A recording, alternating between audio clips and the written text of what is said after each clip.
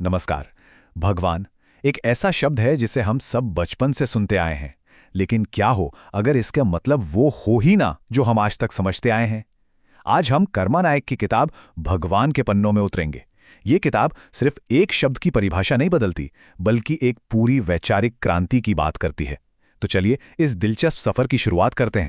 किताब की शुरुआत ही एक बहुत सीधे और चुभने वाले सवाल से होती है। क्या भगवान सिर्फ मंदिरों, मस्जिदों या चर्चों की चारदीवारी तक ही सीमित हैं? ये एक ऐसा सवाल है जो हम सबको अपनी सबसे गहरी मान्यताओं के बारे में सोचने पे मजबूर कर देता है। और बस यहीं पर लेखक अपना सबसे बड़ा और क्रांतिकारी आइडिया सामने रखते हैं। वो कहते हैं कि भगवान कोई दैवी शक्ति नहीं, बल्कि एक एक तरह का वैज्ञानिक फॉर्मूला है। भ से भूमि, ग से गगन, व से वायु, आ से अग्नि और न से नीर, मतलब प्रकृति ही भगवान है। सोचिए जरा, ये एक परिभाषा कैसे धर्म और विज्ञान के बीच की दूरी को मिटा देती है। तो चलिए पहले हिस्से में इस आइडिया को थोड़ा और गहराई से समझते हैं। देखिए, ये सिर्फ एक परिभाषा नहीं है, ये लेखक के पूरे दर्शन की बुनियाद है, जिस पर वो अपने तर्कों की पूरी इमारत खड़ी करते हैं। इस नई परिभाषा की सबसे बड़ी खूबी ये है कि ये भगवान को किसी एक धर्म या पंथ की सीमाओं से आज़ाद कर देती है। मतलब अगर भगवान प्रकृति है तो वो न हिंदू का है, न मुसलमान का, न सिख का, न ईसाई का। वो तो हर इंसान का है, हर जीव का है। ये एक ऐसा विचार है जो तोड़ने के बजाय जोड़ने का काम करता है। तो ठीक है, अब हमारे पास देखने का एक नया चश्मा है, एक नया नजरिया है। अब लेखक इसी नजरिए से मौजूदा सिस्टम को देखने के लिए कहते हैं, और जो दिखता है वो काफी चौंकाने वाला है। यहीं से हम किताब के दूसरे और शायद सबसे विवादास्पद हिस्से में दाखिल होते हैं, व्यवस्था पर सवाल। लेखक मीडिया के लिए एक बहुत ही दिलचस्प शब्द इस्तेमाल करते हैं, नारद मीडिया।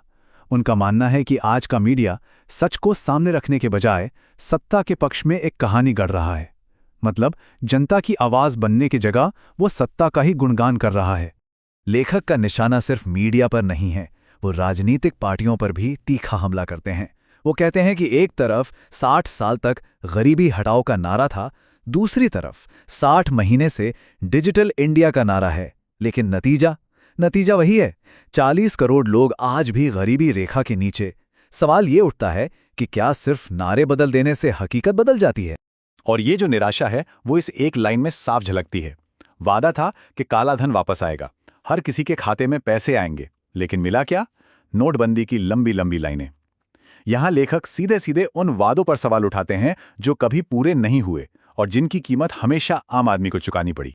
अच्छा, तो सिर्फ समस्याएं गिनाने से तो काम नहीं चलेगा। समाधान क्या है? यहीं पर यह किताब सबसे अहम मोड़ लेती है। लेखक एक क्रांतिकारी समाधान पेश करते हैं, जिसे वो कहते हैं त्रिनेत्र नियम।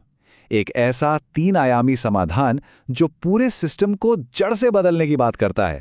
तो क्या है ये त्रिनेत्र नियम? चलिए इसके 3 हिस्सों को समझते हैं। पहला, सरकार की जो भी कुल कमाई है उसका 10% हिस्सा सीधे देश के सबसे गरीब परिवारों के बैंक खातों में जाए। दूसरा, देश के जो प्राकृतिक संसाधन हैं, जल, जंगल, जमीन, उन पर यहाँ के मूल निवासियों का 90% मालिकाना हक हो। और तीसरा, जो कोई भी भ्रष्टाचार करता पकड़ा जाए उसे पकड़ी गई रकम का 10 गुना जुर्माना भरना पड़े। और लेखक यहाँ एक बात बिल्कुल साफ करते हैं, ये कोई खैरात, कोई सब्सिडी या कोई सरकारी योजना नहीं है। ये देश के संसाधनों पर देश के नागरिकों का जन्मसिद्ध अधिकार है। उनका मानना है कि जब तक देश की संपत्ति में हर नागरिक की सीधी हिस्सेदारी नहीं होगी, तब तक राजनीतिक लोकतंत्र भी एक तरह से अधूरा ही है। लेकिन बात सिर्फ पैसे या अधिकार की नहीं है। लेखक के लिए ये लड़ाई पहचान की लड़ाई है, अपने इतिहास को समझने की लड़ाई है। और यहीं से हम अपने चौथे हिस्से में आते हैं, जो इस आर्थिक समाधान को हमारी जड़ों से जोड़ता है। किताब हमें हजारों साल पीछे इतिहास के सफर पर ले जाती है। ये दिखाती है कि कैसे सिंधु घाटी की एक महान और वैज्ञानिक सभ्यता, जिसे मूल निवासियों ने बनाया था, वो बाहरी आक्रमणों की वजह से बिखर गई। और लेखक के मुताबिक आज हम उसी ऐतिहासिक बिखराव का नतीजा भुगत रहे हैं, जहां हमारी अपनी पहचान ही एक संकट बन गई है। और यहीं पर लेखक इतिहास को विज्ञान से जोड़ते हैं। वो दावा करते हैं कि आज का डीएनए विज्ञान ये साबित कर चुका है कि भारत में रहने वाले ज्यादातर लोगों का डीएनए एक ही है। हम सब उन्हीं सिंधु घाटी के पूर्वजों की संतान हैं, चाहे आज हमारा धर्म, जाति या भाषा कुछ भी हो। ये एक ऐसा आइडिया है जो हमें बांटने वाली हर दीवार को तोड़ने की बात करता है। और फिर लेखक एक बहुत गंभीर चेतावनी देते हैं। वो हमें अमेरिका के मूल निवासियों यानी रेड इंडियंस का उदाहरण याद दिलाते हैं, जिन्हें अपनी ही जमीन पर बेगाना बना दिया गया। लेखक का सवाल है, क्या भारत के मूल निवासियों के साथ भी वही खेल दोहराया जा रहा है? अब बात करते हैं आरक्षण की। इस जटिल मुद्दे पर लेखक का नजरिया बिल्कुल साफ है। वो इसे कोई भीख नहीं, बल्कि हजारों सालों से चले आ रहे अन्याय के खिलाफ समाज में प्रतिनिधित्व का एक अधिकार मानते हैं। लेकिन वो एक बहुत जरूरी बात भी जोड़ते हैं कि सिर्फ नौकरियों में आरक्षण काफी नहीं है। असली सशक्तिकरण तब होगा जब संसाधनों में हिस्सेदारी मिलेगी। और अब हम इस वैचारिक यात्रा के बिल्कुल आखिरी पड़ाव पर आ गए हैं। पूरी किताब पढ़ने के बाद लेखक हमें एक अंतिम और शायद सबसे जरूरी सवाल के साथ छोड़ देते हैं।